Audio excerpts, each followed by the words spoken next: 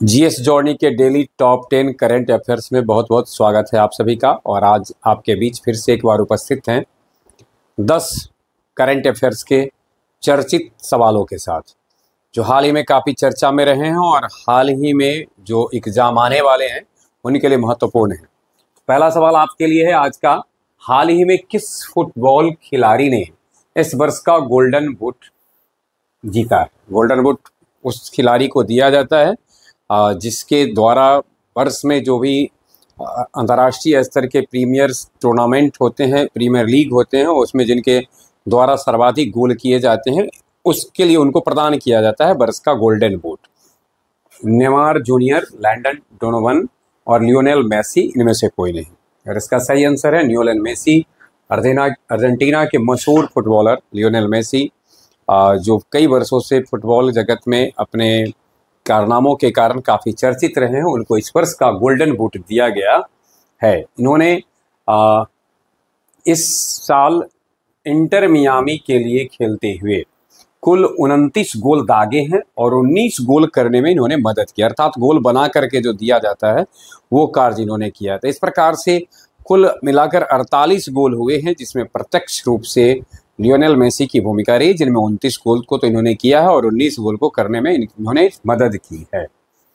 चलिए अगला सवाल हमारे लिए है दूसरा क्वेश्चन, मार्कोसुर भारत व्यापार समझौता। मार्कोसुर भारत व्यापार समझौते को मजबूत बनाने के लिए भारत और किस देश ने संयुक्त घोषणा की है?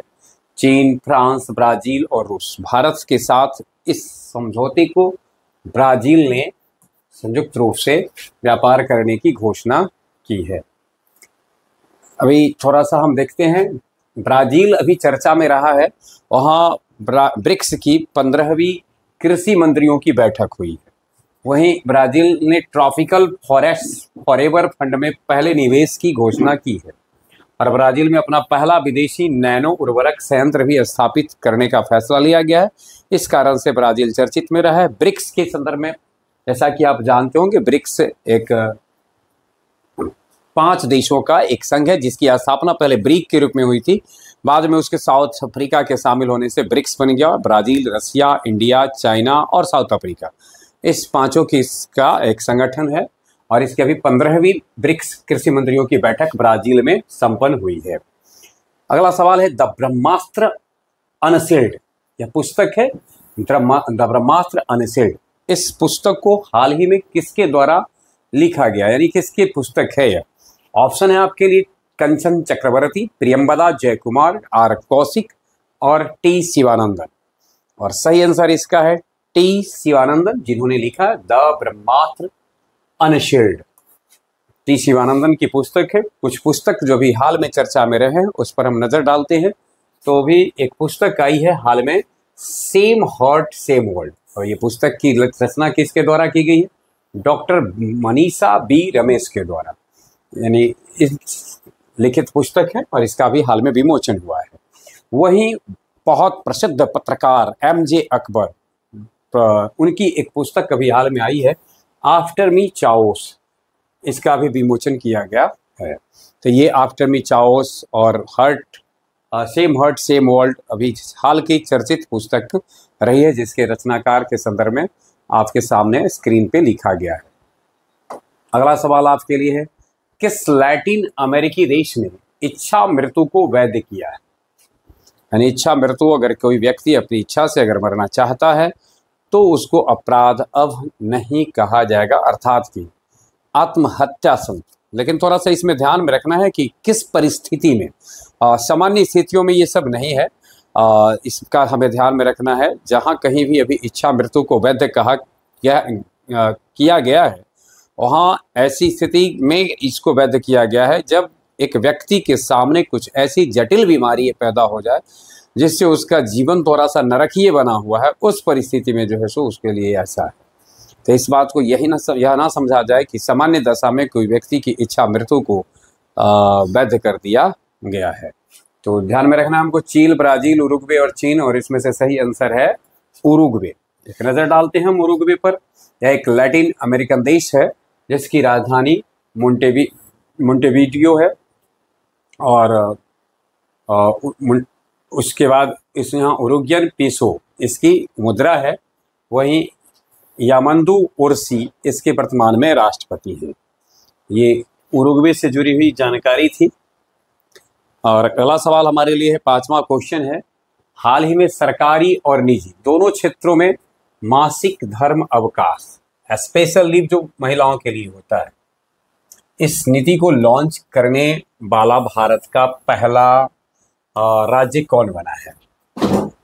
गुजरात, राजस्थान, कर्नाटक, मध्य प्रदेश। हालांकि यह अगर बात किया जाए अगर कि राजकीय स्तर पर, तो राजकीय नीति तो सारे राज्यों की लगभग है कि मासिक अवकाश महिलाओं को प्राप्त होते हैं, लेकिन निजी सेक्टर में भी इस नीति को अपनाने वाला राज्य बन गया है कौन? कर्नाटक। यानी कर्नाटक एक भारत का पहला राज्य बना है जो महिलाओं को मासिक धर्म अवकाश नीति दोनों ही क्षेत्रों में, निजी और सरकारी दोनों ही क्षेत्रों में उनको दिया जाएगा। अगला सवाल हमारे लिए है, इससे पहले थोड़ा सा नजर डालते हैं कर्नाटक में अभी जो हाल ही में चर्चा में कर्नाटक रहा है उसके ऊपर नजर डालते हैं। भूजल निकासी शुल्क लगाने की घोषणा की गई है कर्नाटक सरकार के द्वारा, अर्थात कि अगर आप भूमि से अत्यधिक जल शोषण करते हैं तो उसके लिए आपको टैक्स देना पड़ेगा, शुल्क देना पड़ेगा। इसका सरकार ने फैसला लिया है। एक तरह से समझिए तो भूजल का जो हम बर्बाद करते हैं इसको रोकने की एक कोशिश की गई है। वहीं उबर जो प्रायः यह टैक्सी उपलब्ध कराने वाली संस्था थी, लेकिन ये बाइक डायरेक्ट के नाम से बाइक टैक्सी सेवा फिर से शुरू की है, तो इसको ध्यान में रखना है। वहीं मेगा इंजीनियरिंग कर्नाटक के फटूर में भारत का पहला प्राइवेट ऑयल रिजर्व बनाएगी। ध्यान में रखना है, भारत का पहला प्राइवेट ऑयल रिजर्व यह कर्नाटक के फटूर में बनने जा रहा है और इसको बनाने का कार्य करने वाली संस्था है मेगा इंजीनियरिंग। अगला सवाल है, हाल ही में कटी बिहू उत्सव किस राज्य में मनाया गया है? बिहू से ही समझ गए होंगे कि कटी बिहू किस राज्य में मनाया जाता है। बिहू जिस राज्य में मनाया जाता है उसी राज्य में यह मनाया गया है। गोवा, असम, मणिपुर, राजस्थान और बिहू चर्चित त्योहार है असम का, और कटी बिहू भी अभी हाल ही में मनाया गया है असम में। असम के संदर्भ में थोड़ा जानकारी देखते हैं। अतिरिक्त जानकारी है कि गिद्ध संरक्षण पोर्टल असम में लॉन्च किया गया और यह भारत का पहला गिद्ध संरक्षण पोर्टल है। यानी गिद्ध की प्रजाति धीरे धीरे पहले तो सामान्य रूप से देखने को गिद्ध मिल जाता था, लेकिन अब थोड़ा सा मुश्किलात हो गई है, अर्थात लुप्त होते जा रही है गिद्ध की ये प्रजाति। तो उसको थोड़ा सा संरक्षण प्रदान करने के लिए गिद्ध संरक्षण पोर्टल असम में खोला गया है। असम में नई पौधा प्रजाति भी हेप्टा अस्सामिकम की खोज हुई है। तो उस नई पौधा की प्रजाति है क्या? हेप्टा अस्सामिकम। 17 अक्टूबर 2025 को अखिल भारतीय आयुर्वेद संस्थान का कौन सा स्थापना दिवस मनाया गया है? अखिल भारतीय आयुर्वेद संस्थान का 9वां स्थापना दिवस मनाया गया है 17 अक्टूबर 2025 को। भारत ने किस देश को पर्शियन ब्लू दवा इमरजेंसी सहायता के रूप में भेजी है? थाईलैंड, सिंगापुर, इंडोनेशिया और ब्राजील। और इसका सही आंसर है यह इंडोनेशिया को भेजा गया है। इंडोनेशिया को यह सहायता भेजी गई। इंडोनेशिया पर एक नज़र हम डालते हैं। माउंट डुकोनो ज्वालामुखी अभी का विस्फोट हुआ है इंडोनेशिया में। और 5वां बहुपक्षीय नौसैनिक अभ्यास कोमोडो इंडोनेशिया जो 5वां बहुपक्षीय नौसैनिक अभ्यास है, यानी बहुपक्षीय नौसैनिक अभ्यास कहने का सेंस है जिसमें 2 से अधिक देशों के सैनिक हिस्सा लेते हैं, और यह अभी हाल में इंडोनेशिया में आयोजित हुआ है। अगला है, विश्व सांख्यिकी दिवस हर वर्ष कब मनाया जाता है? 20 अक्टूबर, 19 अक्टूबर, 18 अक्टूबर और 21 अक्टूबर। सही आंसर है 20 अक्टूबर को मनाया जाता है। The driving change with quality statistics and data for everyone theme रहा है इस बार का। यानी इस बार का थीम है मतलब driving change with quality statistics and data for everyone. इस थीम के साथ 20 अक्टूबर को विश्व सांख्यिकी दिवस मनाया गया। वहीं बी राइज पहल किसके द्वारा शुरू की गई है? Ministry of women and child development, NITI Aayog, ministry of education and reserve bank of India. इसकी शुरुआत नीति आयोग के द्वारा की गई है। नीति आयोग जिसकी शुरुआत 1 जनवरी 2015 से हुई, और जैसा कि हम जानते होंगे कि पूर्व की जो संस्था थी इसकी योजना आयोग, उसके ऊपर नीति आयोग का गठन किया गया। National institution for transforming India का संक्षिप्त रूप है नीति। तो